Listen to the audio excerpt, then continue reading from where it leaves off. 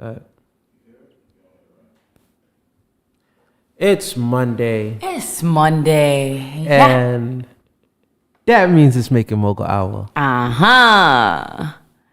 Where you either win with us or you watch us win. That's the choice. It's your boy. It's your guy, the one and only Sir Jordana Alexander, The aka King. King Cosmic. And I am joined by the one, the only.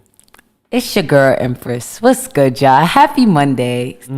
We got some intellectual magic here for y'all today. Today we're gonna get into some real gems, because if you pay attention today, Yes, I promise you're gonna walk away with some security in your business. it's fact. Security in what's rightfully yours. So Y'all I know would how we like started. y'all to welcome the wonderful Jordana Woo. to Making Moguls podcast. Thank you. I like what you said, though. Security in your business. That's exactly what it is. We're gonna get into it today. It's a beautiful topic. I'm looking forward to it. I'm excited. But we start all the time at the small wins, because it's the small wins that get us to where we are today. Exactly. You know, we all think about the big wins and all the triumphs and celebrations, but we try to take time to celebrate the wins within the wins. So we think about a win during this week and celebrate it. Right. So, Empress, you think you got any wins this week? My wins this week, I journaled. Okay. And that's so big for me because I feel like when you overthink and when you're constantly in motion of work and just like having all of these ideas that like my dreams been crazy too, but my dreams also been like visions. So I legit been waking up for the past 3 days journaling straight out of the dream. So it's given me time to like really see what's going on in my life and seeing how everything is connected, but it takes the pressure off of me. So I definitely been giving myself some mindfulness this week. So like that's a small win, but that's like yeah. It's so important. Yeah. What about you, BJ? I love that. My small win was really just like paying attention to my ability to pivot Okay. and being able to enjoy the fact that like I've been doing this for a long time and I've Nice. learned a lot that you don't ever learn until you do it. Yeah, he a seasoned OG, y'all, but go ahead. And like Jordana's known me through many productions, many UGCS shows, so many shows. And there's a lot of learning curves you go through. Right. And this weekend we had a show, and you know, as always, things started to go awry. But being able to know how to handle that and give a good show where the guest's not gonna know the fire going on behind the scenes, Right. it's a beautiful thing. Right. And it just, you know, it was almost joyful to solve things that would have given me headaches like years ago, because it's just, you know, you expect it, you know what Right. to happen with it, you know what to do. And then, yeah, and I got to host, and that's my favorite part. Yeah. I wasn't even booked to host, but I got to host, and I had fun. So. That's always magical. That means your personality shake up that role. Of course. I think the ability to be open to learning is important, and people will see that more than you realize, and they'll trust you more too. So That is in all true. honesty. That is true. So, Jordana, you got any small wins this week? Oh my goodness. I think that for me, the biggest one was the fact that it was so nice out, so I got to spend time outside, which in the winter in New York City we don't get to enjoy. That's beautiful. So. That is very true. That's a good small win for the winter, because That is very true. they said it's going to be the coldest projected winter in all of the 10 I mean, it's decades. not Wait, over, when? but Because it's been Exactly. warm. That's what I'm saying. I don't know. been Them cooking AI us. bots that you know they coming to Earth or what? I don't know, because it's looking funny. Bonus small win. It's been beautiful sunsets this week and sunrises. It has. And I've been catching a lot of them in my pictures. Because of my work schedule, I've been up for the sunrise and the Right. sunset. Oh my and I've been goodness. just, it's been beautiful. That's real beautiful. That's beautiful. I like that. Yeah. I like that. All right, so we're going to get into this. We're going to cook it up. Let's start at the beginning, right? There are specific ways to protect your intellectual property. Patents, copyrights, and trademarks. And today we're going to focus specifically on trademarks. So can we first define a trademark and how it differs from the others? Yeah, so a lot of people, they don't know what they need, what kind of protection they need. So they'll say, oh, I need to patent my logo. And it's like, no, you need to trademark your logo. Patents are for inventions. Copyright is for music, art, design, something that you've created, that you've put, pen on paper. And trademark is for your branding, your source identifier of your brand, of your goods, of your services. So trademark is just for something that you're using as a logo, whether at the top of your web page or on your tag, something that where people they know that it's coming from you. Right? Okay. I like that. And so when does someone need a trademark? If you have a brand. So if you have anyone who has a brand, you need a trademark. Right. I would say that it's risky not to have one because first off, it's not that expensive. Okay. But second off, you don't want to wait until it's too late, until you find out, oh, this is already registered for someone else and I can't get the protection, or they're coming after me with a cease and desist letter, or I now have I put all this money into marketing and now I have to change my whole branding, and so that should be one of the first steps. Okay. Right. So let's dive in a little bit deeper on that, right? Let's say I just started ABC company, right? And I make my logo and I launch my website, right?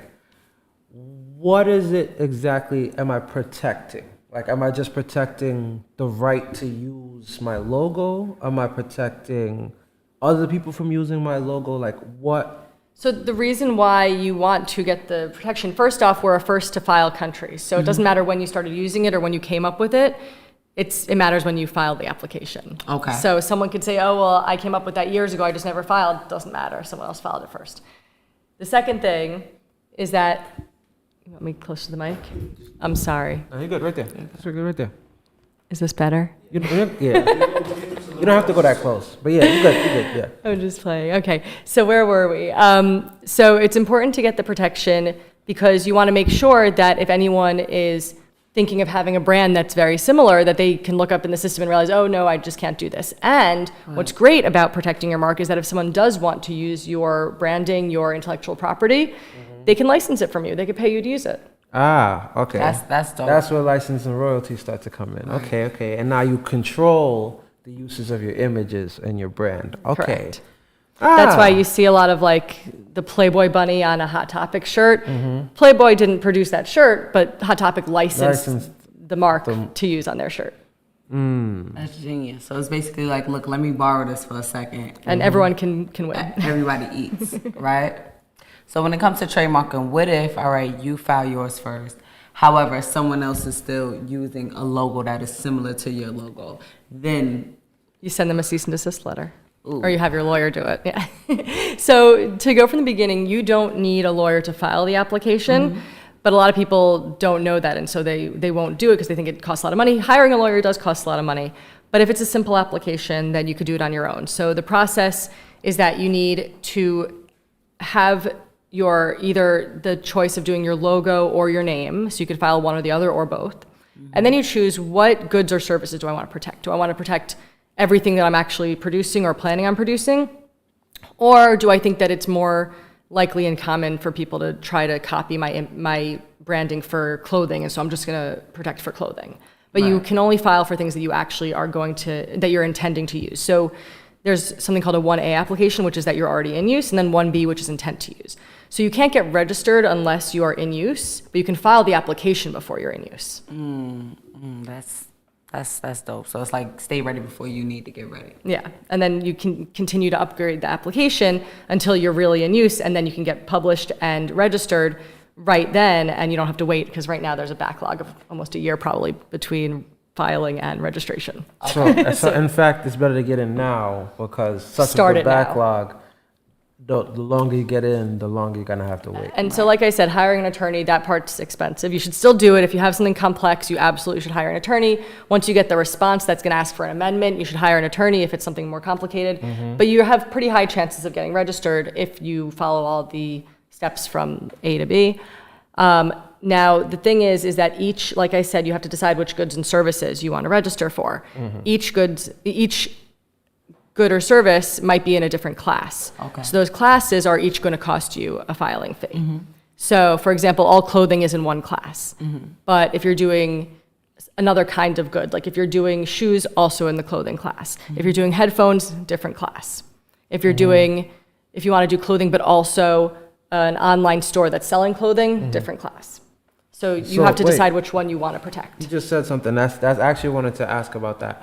2 questions. First question, what are the different classes? Like, how do we define different classes? How do we understand that? Because someone could be like, hey, I just want to use it for all in perpetuity kind of thing. But as you said, you have to only file for the ones that you actually intend to use. Correct.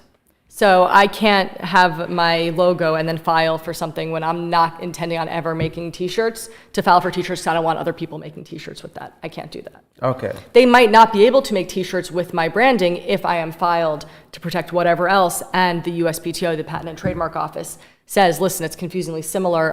A consumer will probably assume that it's coming from the same source. So there's still a possible protection from someone using that on a good that you don't create. Okay. But you can't file for that. Okay.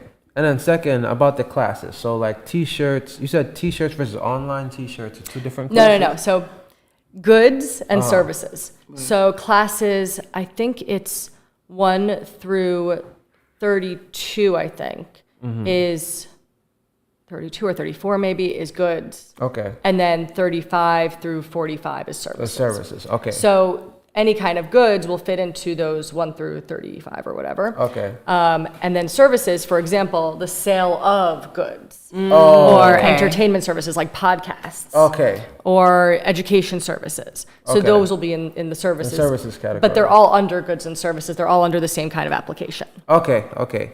And second, like, what's the filing fee? That's like the $1 million question. Right. Everybody's like, oh my gosh, it's so expensive. I don't know. Like, it's gonna cost me thousands of dollars. Like, if you are in use and you have very simple goods and services that are already in the system, it's only $250 per class per application. $250 per class per application.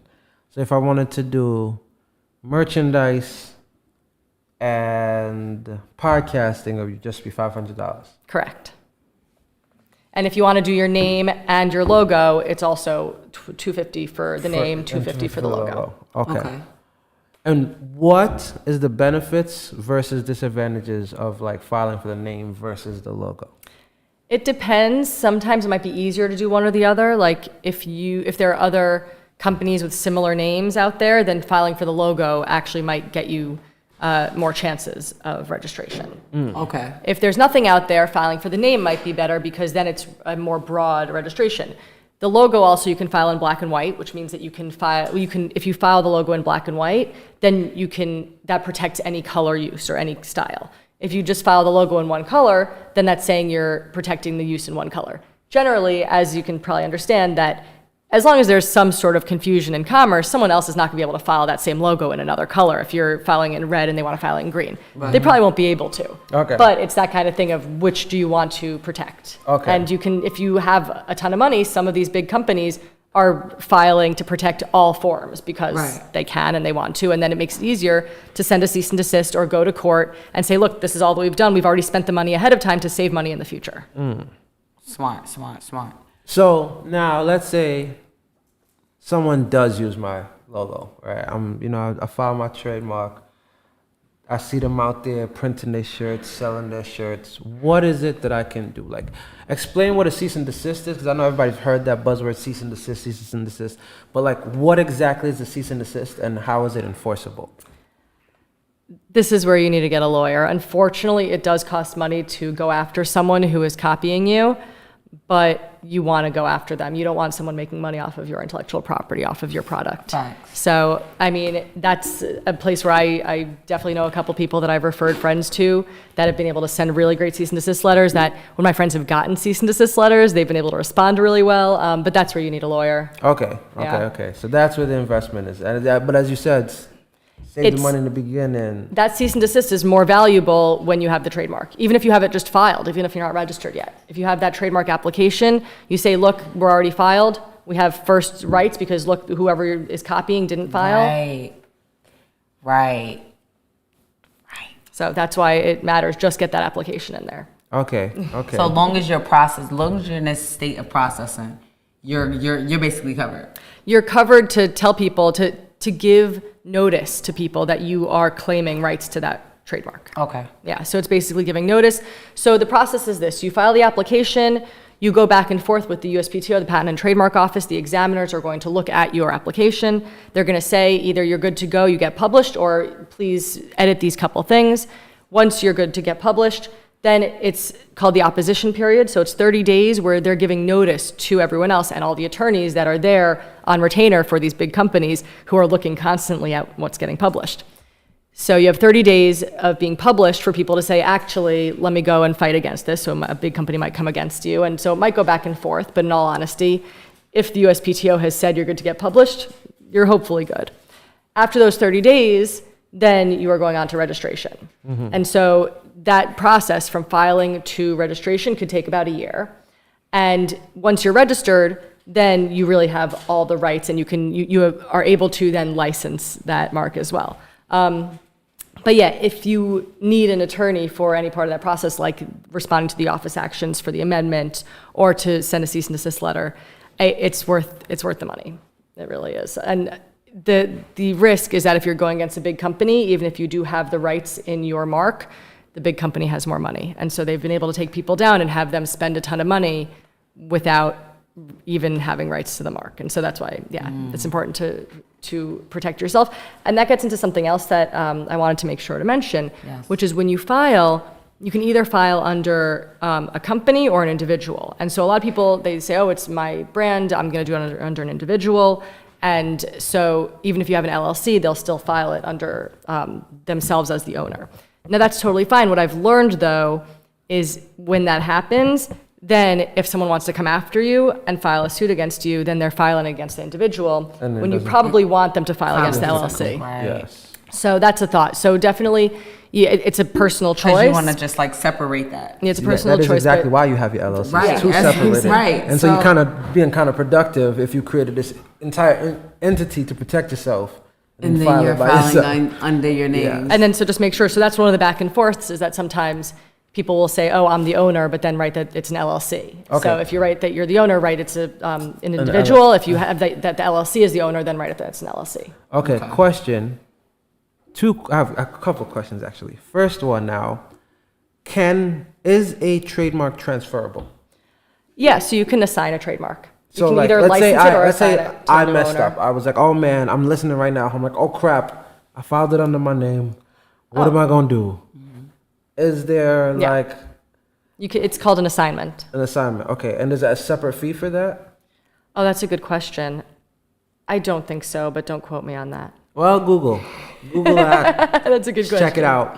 It's But a good yes, thing to think it's- about. Think about that. You can Google it. there could always be multiple owners because a lot of companies go through transferring to the new owner of the company. So like your company is sold, you transfer all the intellectual property to the new next owner. company. Okay. Because then you could also sell and buy trademarks. Yeah, so right, licensing is more like renting, I guess. Mm-hmm. But then right, if you decide, hey, I'm done with this mark, but another company wants to use it and they want to buy it from me, then yeah, that's like buying instead of renting. Okay. Yeah. Okay. Cool. What has been, I'm sorry. No, yeah. What has been the most common mistake that you've ran into with trademarks? Oh my goodness, that's a good Go on. question.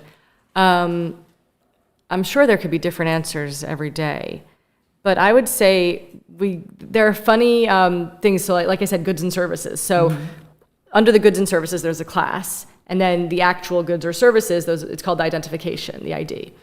And generally, a very nice and simple one would be clothing, namely shoes, hats, shirts, jackets. But some companies are funny and they go, this company sells all kinds of things with accessories and parts, and like they make it very convoluted. And the more specific, the better. You can't use the word accessories, you can't use the word parts unless you're saying what kinds of accessories or what kind of parts. Okay. So yeah, it's definitely the more specific, the better in the trademark application. Right. So for goods and services, say you're doing their trademark of like your food service, right? And now like you're selling meats. You're selling juices. Is meats and juices like vegan meats and juices, is that under the same good and service, or is that like a whole separate service? So the services would be the restaurant services of selling your food. The goods would be a different class for juices and a different class for meats. What's funny is that I think beer is in the same class as juices and other beverages, whereas alcohol, like other alcohols, are in another class. Yeah. Wow. So, but that's what I'm saying. I don't have everything off the top of my head, but it is a funny. It's a funny game. It's a fun road to go down, and I definitely recommend going down specific. that. Well, and going down that road because it's sort of like there's something called the ID manual, and if you type it into Google right now, the USPTO ID manual, and that will come up with a search bar, and type in any goods or service, and it will show you what class it's in and how it's classified. And that $250 application needs you to take something directly from that ID manual as opposed to making up your own. So I think it's easier to do it that way. That's genius. I love that. That made me think of a thing. 1, 6 months from now, when we're doing our podcast, whenever somebody brings up something, we're going to have it pop up on the screen right up here. So 6 months from now, I got y'all. Watch it. If it happens sooner, it happens sooner. But I let them know that. 2, now it brings up the question of what can and cannot be trademarked. Like, there is so much gray area, right? Like, especially for me at least, the cannabis industry is a new thing, right? Like, what can and cannot be trademarked? Is there like limits on types of imagery, limits on content, limits on words, like? So there used to be an issue with like vulgar marks. I don't think that's an issue anymore. I think they're allowing vulgar marks, quote unquote, like you can. The other day I had a mark that had the word shit in it, and I had to search a bunch of marks that had shit in it, and it was hysterical. So I don't think it's an issue any longer. I'm not sure about the cannabis industry services. I feel like that I'm not sure if those marks are getting registered. I have to look into that. But a good part of that question is what you can't get registered. Right. So, for example, it's called if it's like ornamental use. If the logo on your shirt, if that's purely ornamental, if that's not obvious, now this looks like it might be a brand, so that might actually be good. But if it was just a logo on a shirt that looked like it more of a design than a source identifier, like your shirt, where it's more of a design than a source identifier, then that's not able to be registered because that's just a picture on a shirt. Right. And it's not saying it's not like you're saying, oh, I know where that comes from. You know, it's more of just someone created a shirt and put a picture on it. Whereas this might be more of, oh, I know where that comes from. Yes. Okay. So, you know, when you see like the little alligator on the top of the shirt or like, you know, an embroidered logo, that's trademarkable. If it's a picture of Mickey Mouse on a shirt, I mean, that's more of, you know, the Disney copyright that I think is actually about to run out, which is wild. Wow. And that's the other thing. Patents last for 20 years. Copyright is the life of the creator plus 70 years. And trademark is as long as it's in use. So it's renewed every 10 years. I think they like make sure that you have your mark in use between the 5th and 6th year. But you basically can have a trademark have as long of a life as possible, so there are marks that have been, you know, around forever, as long as it is in use actively. Okay, that's interesting. So another thing that you is part of the application and something that they might write back saying, oh, you need to edit this, that goes into what you can and cannot trademark, is if something is generic or if it's descriptive of the services or goods. So for example, if your podcast has the word podcast in it, you'd have to disclaim the word podcast, which doesn't change anything about your rights. It just means that you don't have exclusive rights to use the word podcast. Well, unless you are like the one that created the word, but then they could become generic if other people use the word too. So for example, if your goods are VJ's sweatshirts and you're selling sweatshirts, then you have to disclaim the word sweatshirts in your application. You could still have it be VJ's sweatshirts, but then in the application, there's a part that asks for other information, like if there's a translation, if you're using the name, you know, if you're using your full name, then you're gonna have to say that you have rights to use that name. And then another part of that is the disclaimer. And so that's what the disclaimer means, is that you're saying that even though this is part of your mark, you are not having exclusive rights to use the word podcasts. Or like show, or like... Or show, or One that I just worked on recently was landscaping for a landscaping company. So those kinds of things, like, clothing for a clothing company, things that are obviously generic terms or descriptive terms of the goods or services. Okay. So now, like, let's say something as crazy as, like, I want to trademark a Nazi logo. Oy Like, vey. can I, like, trademark something crazy like that? Well, Can I trademark a burning cross? That's a really good question. So yeah, speaking of vulgar marks, I don't know. That one might be a red flag. I would say that my initial thought is, as long as you're using it as a source identifier, then, I mean, that's crazy that you'd be using it as a source identifier, but But then I don't know. Could you? Oh, that's weird. Could you then? What a terrible question. No, but wait. Could you then trademark the swastika and then make no one else be able to use the swastika? Well, Because now you can just see. That, no? I No, think, patents is listen, for- I think in Germany it's illegal to use it anyway. I'm Okay. not sure. It But should be like- illegal to use it here. It's That's what I'm saying. not. Like, but like, can you then trademark something that is vulgar and not allow people to use it? That's a wonderful question, and I do not have an answer for you. Okay. But can you use? That's a nice like, thought. I mean, that's a good question. I wonder if someone out there has tried to trademark it. I don't know. Something to look into, although I really don't want to. Yeah, I'm curious about You the have the application. craziest thought process. Oh my God. I know goodness. from what I read, you can trademark your slogan, right? So like we say you either could win with us or watch us swim. That's trademarkable. Oh yeah, absolutely. Cool. Yeah. Cool. If that's like let's say on your podcast page, you have the podcast name and then that's like the line under it. Perfect way to show.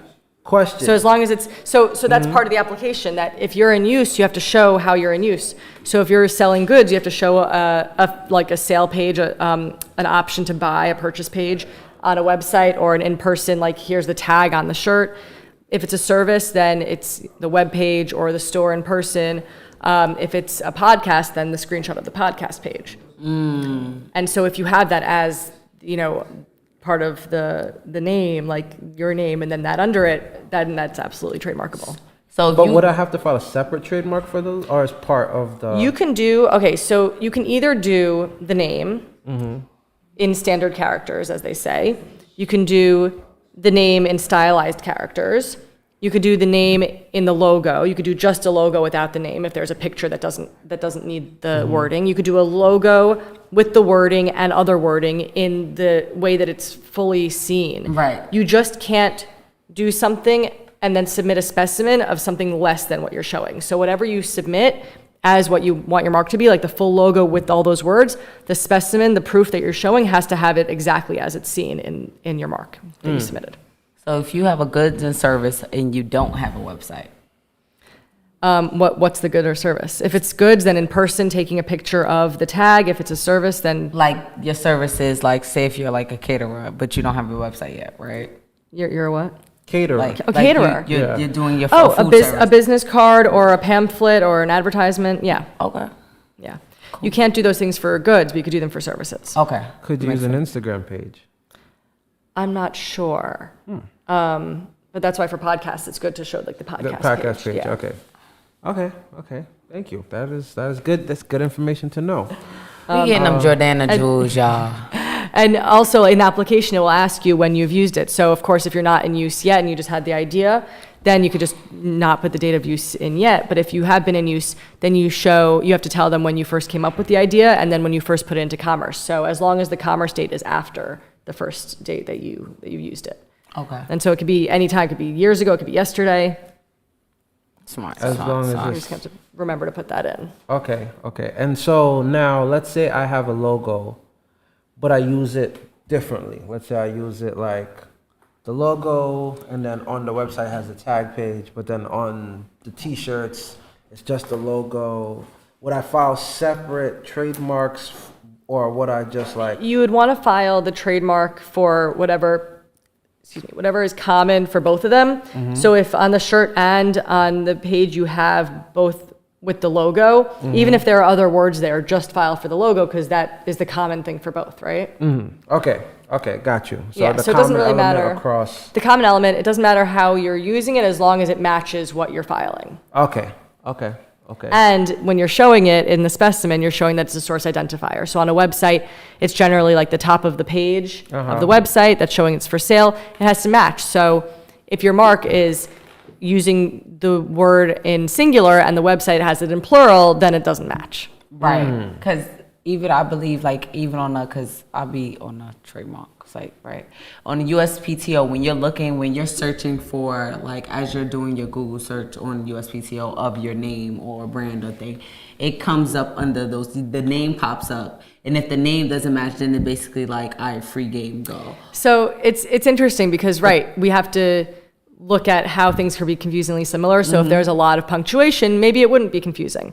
But if something has, for example, you can get something refused that has, or rather you can get some, your specimen can be refused if you filed with spaces between all the letters or all the words and the specimen has everything together. So even if we know that it's 3 separate words, if your specimen shows it as the 3 words as one word at the top of the website, then it's not the same as submitting it as 3 separate words. So you actually have to submit it as it appears. It has to match, yeah. Okay.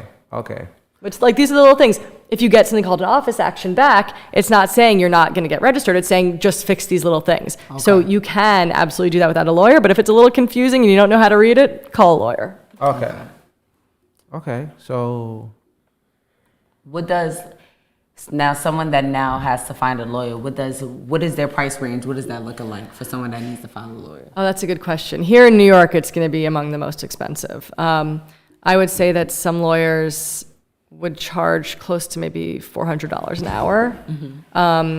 Reading an office action and explaining to you what to do with it probably will take under an hour. Responding to an office action is going to take more than an hour probably for an attorney. But yeah, it's a legal document that if you can read it and it says, take a second to realize that you can read it. It's not as intimidating. My first time looking at one was very scary. But it's going to say something like, just respond to this with these simple things. This is how we want you to edit it. It will give you the suggestions. And then just respond with those edits. The harder ones to respond to are when they say there's something else out there that's confusingly similar. We're going to say no to this application. And if you want to fight it, then a lawyer can write back a response that says, these are my arguments for why it's not confusingly similar in commerce. So that argument you do need a lawyer for, but the little amendments you don't need one for. Okay. And so now let's say I've been using my trademark for a year, right? And then I found out that in the last 6 months, someone's been making hundreds of $1,000s on a copy of my logo. Now, what am I entitled to? Like, some people be like, I sue them for everything they got. Some people be like, oh, I can't fight it because, they already made the money. Like, what is my legal rights? So you said you're registered already? Yes. So the first step would be to send a cease and desist letter. And then, unfortunately, you do have to go into litigation in order to get the potential sales and their commissions off of what they sold with your logo, and that costs money. There are ways, I think, to get, and I haven't done litigation, so I don't know how the process works. There are ways to probably get them to pay your legal fees, but really it's just about getting them to stop doing it, because every sale that they making it look like it's coming from you is going to hurt your brand in the long run, and that's why you want to make sure that people aren't using your branding, because you don't want the consumers to think it's coming from you when it's not. So you want to control where people, if someone's buying something that they think it's yours and it's not good quality, then that's a problem. So you want to control where consumers, the consumer's vision and view of your product. Oh my God, did I answer the question? Oh, the question was how you go about it. So that's when it gets expensive. The thing is, if it's a big company, it's harder to go, to go against them because they have the money to litigate. If you are able to take those steps, then you can probably get the proceeds of their sales. But I think that the first step is really to stop it as soon as possible and send that cease and desist letter. Okay. Because if they continue doing it, so another thing is that trademark registration and the USPTO and patent, trademark, copyright, all these filings are under federal law. So if someone goes against your cease and desist letter and continues to knowingly infringe on your trademark, then they're breaking federal law. So if you truly do want to go after them after sending that cease and desist letter, then that's a much higher threshold than trying to go after them without like they're knowingly infringing. So that's why you send the cease and desist letter first and hope that they stop after that. Okay. So let's say I do send a cease and desist letter, and they do stop, but in the last 6 months they've made like $600,000. Am I entitled to any of that, or I'm just like? I think so, but I think you have to take them You to have court. to take them to court, Yeah. okay. And that's why a lot of cases, I think they say about 80% of cases settle before going to court, because going to court is expensive, and people would rather say, hey, listen, take this money. I'm good to, take care of this out of court. And so you might be able to get them to, or their lawyer to convince them to say, hey, just give them this money. Let's not go to court. Okay. But it's, taking chances for sure. Okay, and so now let's say I'm a little guy, filed my first trademark, but now like Walmart's using it.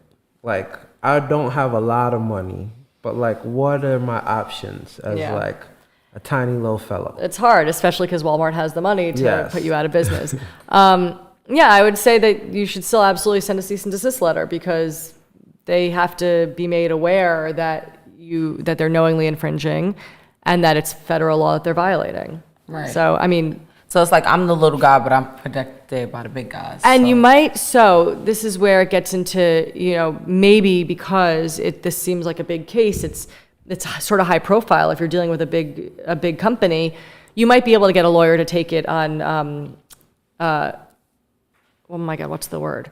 On like commission of how much you how make much you off would of make it. of it. Yeah. Okay. So, for example, you can either get a volunteer lawyer, like from Volunteer Lawyers for the Arts, where the lawyer can totally do it pro bono, or they might be able to help you out in that sense.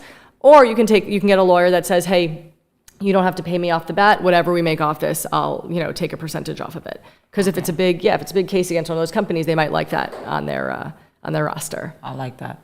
Now, imagine it's two similar companies, right? They're doing the same type of food. They're doing the same type of service. They're providing the same type of goods, right? Is it a way for them to file at the same time? Yeah, so I actually had this situation happen the other day where there were two that were very similar, filed on the same day. And it really depends on who clicks the button first. Okay. Oh, So, and the way that we it's like figured that. eBay. Yeah. The way, and I don't think they knew about each other. It was a freak thing where this guy who pressed the button second, he missed out. So the one who pressed the button first is not going to get that refusal, where the second guy is going to get a refusal. Wow. Yeah, and so you figure out who pressed the button first by seeing what their filing number is, their application number, and whoever And has the lowest that number. all still comes up on the USPTO site, Yep, right? and it's totally all public searchable. So you can go on that website, go to trademarks, go to go to the bottom, go to tests, and that test search. You can type in any word or name, and it will come up. It will come up with the different things that are registered, or I think also applications, and also it comes up with the not still live application. So you'll see everything the history of everything with similar name. You see the dead applications there. on there. Yeah. So like with the logos because I feel like even searching up logos on the USPTO is a little tricky. So how would we give our viewers like a easier way to look up like, That's a good logos? question. 'Cause So I feel like that's the trickiest thing on that yeah, website. it's the same place, right? It's the test search, but instead of the word search, you're going to do the design code search. Okay. So there's a design code manual. So you look up the same way, the USPTO design code manual you could see in Google. Click on that, and it will give you this 6-number design code for everything. So for trees, for people, for hand gestures. For the other day, I had to look up, someone smoking, which was very funny because it was like all these different logos of people smoking in all different ways. What other things? Literally everything. Can you Men, trademark women. a specific style of smoking in your trademark? I think so. Well, if it's a picture that you're using as a source identifier for your goods and services, then yeah. Huh. That's interesting. But it's not like you're the only one that can use that style of smoking. It's more that you're the one that can use that picture that you created. Yeah. Okay. Yes. So yeah, each thing has a code. Like for example, for leaves, for lines, for waves. Like every little design element has a code, and you can do a design search code where you take my mark has these 3 elements. Let me look up those 3 elements and what else is registered out there with those elements. Right. So when you're filing the logo, do you just upload a picture of the logo and that's how that works? Okay.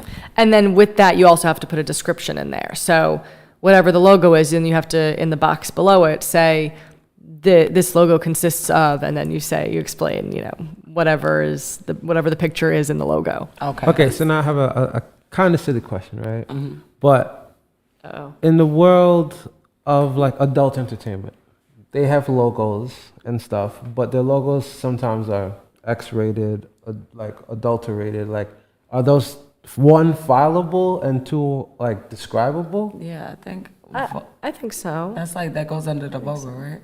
Yeah, but I think that this is just something fun that you're gonna have to go home and look into. Okay. Well, But no, I think so because, like we said, Playboy has a bunch of marks. I think some of those Yeah. marks are like the silhouettes. yes. So yeah, like silhouettes of naked women, I think are actually one of the design codes. Oh, well, that's 2023. That's so. really genius. What made you want to get into this? Like it's That's so yeah. many. That was the next question. There's I had. so many brands of like being a lawyer, right? You said, listen, I want to be the trademark lawyer. Like what inspires you to just say like this is the route that I want to choose? Well, of course, like so many people, you don't actually know what you're going to end up doing. You Right. just sort of have an idea of what interests you. And I started off as a musician, and then I went to law school. And I used to work in patents just as a desk job. I was a patent paralegal. And I went to law school, and I was very into intellectual property, both patents, but also trademarks and also entertainment. I was thinking, I could go into entertainment law. But entertainment law is a lot about contracts. It's a lot about, talking to other sides and fighting and potential litigation. And I don't really want to do litigation. I don't want to go to court. Right. I also don't want to write contracts all day. I really liked the idea of working with brands in this specific way. And so it's not about, their contracts in their business side, but it's actually about their branding, their marketing, Right. their designs, their logos, and the protection of those things. So yeah, a weird way around realizing that it's not entertainment that I liked so much, but this specific part of intellectual property. Okay. Because that was the next question I had, was like, how did you get into this? So now let's say I'm a brand, right? I have a line I've been doing some things, and I'm thinking of dropping a new t-shirt design. Should henceforth, whenever wanting to design a new representation of my brand, should filing a trademark in preparation to use it be a part of my strategy? 1,000%. So every new design that you do. It depends how much money you have and how much money you want to put into this. Right. But I would say it's important to do that before you spend money on marketing for that with that design. Right. Because what if you get a cease and desist letter and you realized, oh my God, I didn't realize that someone else was using something like this. Yeah. And so better to do all that research and try to file your trademark before spending money on the branding. Because it's not like you could have, because with LLCs, you could do things, open up a new business under a DBA, right? It's not like when you do your trademark, you could say, I'm doing business as, or this is protected under. Like, you can't really break down those categories. It's interesting because actually in the trademark application you could do DBA in there also. It doesn't really change anything other than maybe to make it more searchable. If you're typing that in as one of the owners. I would say I'm losing my train of thought because I'm getting very jealous of them over there. Oh. Can you guys share? Not yet. Oh yeah, definitely can. Definitely can. Also, that jar over there, it's not what it says on the jar. I know you guys were looking at it. I'm sorry. It was me just using that cute jar. Thank you. But yeah, did I answer your question? What was the question? Cheers. L'chaim. L'chaim. Is that Jewish? Yeah. Yeah, okay. I ain't want to, Hey, it's a Passover's sensitive coming up world. soon. It's a sensitive world. Yeah, I think that does answer the question. So any new design or any new structure you have within your business. So say if you're coming out with shirts, you got a different sweatsuit logo, you pop it out with some new merch, some new gear. What Jordana is basically saying is protect your brand as much as you can. Multiply. If you're gonna keep multiplying brand, if you're gonna keep multiplying a brand, then multiply that protection as much as possible. Or you can get a cease and desist letter from another brand that's like, oh, you know what, let me copy your style real quick and let me press that button first. Yep. That's exactly what. And it's all searchable. Yeah, it's all searchable. So anything that you are thinking about today that you think, oh, I like this name for my brand, look it up today and make sure that it's not already registered out there or even filed, because you'll have more chances. Now, if something is filed, that doesn't necessarily mean it's going to register. So all this stuff is public. Once you get more used to the website, you can see if they've had an office action issued. You can see what the office action was for. You can look at a brand that's like yours. That's why I tell a lot of people, look at a brand that is doing something like you're doing, and you can copy their application. You can copy their goods and services, how they wrote it. Yo, that is hilarious. But I mean, because they got through. They created a template. So yeah, that's what you got to do. So, Work smarter, not harder. But yes, so see what's already out there. Make sure no one's using a name like yours. Maybe change it up a bit if someone is. But also see what office actions were issued. See if the office action that was issued is about them not being able to get registered because there's something else out there, and so then maybe you're going to get the same refusal. Or if their office action is about, if let's say it's a vulgar thing and they have something they need to wait. If it's an NFT mark, I think they are letting NFT marks go through, but it's about how you write it in the identification. Okay. For example, you can't say that your mark is for NFTs. You have to say that it's for NFTs that are, hold on, what's the wording? To like authenticate the goods. Okay. So it's like your mark is for NFTs that are authenticating, photos online. Okay. Or authenticating whatever goods are being sold online. Okay. Yes. It's look at what's registered and then copy that. It. Okay. Look at what's registered. Get familiar with the site. One, to know who's already using it, and two, to make sure that you're making sure that you know what's not getting passed and what is getting passed. And the reasons why. Exactly. So to go back to the format of the website, so the test search, TESS, that's where you can type in the different words. And then on that page, so you pulled up the page for a specific mark, then you see a button for TSDR, and then that is the documents that they are specific documents of the process that they've gone through. Yeah, I'm so happy you're breaking this down, because when you're on the website, it gets a little confusing. Yeah, and there's a lot of information there, but the more you go on it, the more you'll know, and you don't have to be a lawyer to have access. You don't have to be a lawyer to have access. So if a lawyer say, trust me, I'll look it up, they're trying to swindle you. Go well, look also, yourself. How much money have we spent on, I'm looking at you guys, how much money have we spent on using lawyers to look these things up and thinking that we've gotten registered and they just did the search, right? That's so yeah. They don't get things you. that we could do on your own. Things so you exactly. could do on your own. Question: you said about like plural versus singular and certain things like that, right? Let's say my thing are the Canadian booties. If somebody filed a Canadian booty, are they gonna get away? They could. It depends if it's confusingly similar. So I mentioned the plurals because if your mark is plural, or let's say if you're using it, if you're filing for a plural and then the specimen you're showing that it's in singular, that's not matching. But in a confusingly similar argument, you're probably gonna be able to say, listen, I'm registered for booties. They can't come in and register for booty, which they'll probably be told that they can't. But if for some reason they get published for booty, then you can go in and say, hey guys, I'm opposing this in that 30-day period. I want to file for opposition of this mark because I think that that's confusingly similar with my brand. Right. Okay, and so now that I have my brand, should I be like a vigilant hawk, checking the site to see if I got 30 days to check something? So that's, like I said, what lawyers usually should be doing. But if the USPTO is doing their job, then they will not allow another mark to come out there that's confusingly similar, because that's what the USPTO protects, what's already registered. Right. And so if you are trying to file something that's similar to something that's already registered, you're going to get a refusal. And that's the USPTO protecting people who are already registered by refusing a new mark. So you're hoping that you're going to get a refusal on something that's similar.